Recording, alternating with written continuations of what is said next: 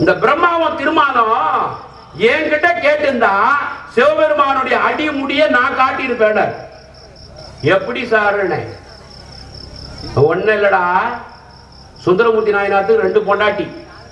ஒண்ணு பறவை நாச்சியார், இன்னொரு பொண்டாட்டி சங்கிலி நாச்சியார். 2வதா சங்கிலி நாச்சியாரை கட்டிக்கிறதுனால திருவொற்றியூர்ல பறவை நாச்சியாருக்கு கோபம் வந்து திருவாரூருக்கு போயிட்டாங்க அம்மா வீட்டுக்கு. சுந்தரமூர்த்தி நாயனார் சொன்னார், சிவபெருமானே எங்களுடைய குடும்பம் பிரிந்து விட்டது, பறவை நாச்சி போயிட்டா, எங்களை எப்படியாவது நீ சேர்த்து வைக்கணும். எங்க சொல்றாரு? திருவொற்றியூர்ல சொல்றாரு, எப்படியாவது எங்களை சேர்த்து வைக்கணும். அப்படியா?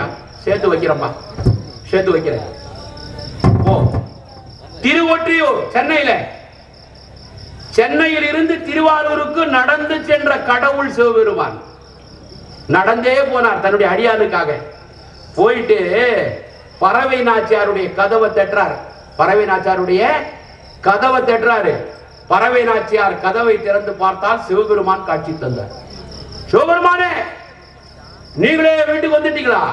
தட்டுங்கள் திறக்கப்படும் அல்ல. கடவுளே வந்து கதவை தட்டுவார். அவர் தான் நம்ம கடவுள்.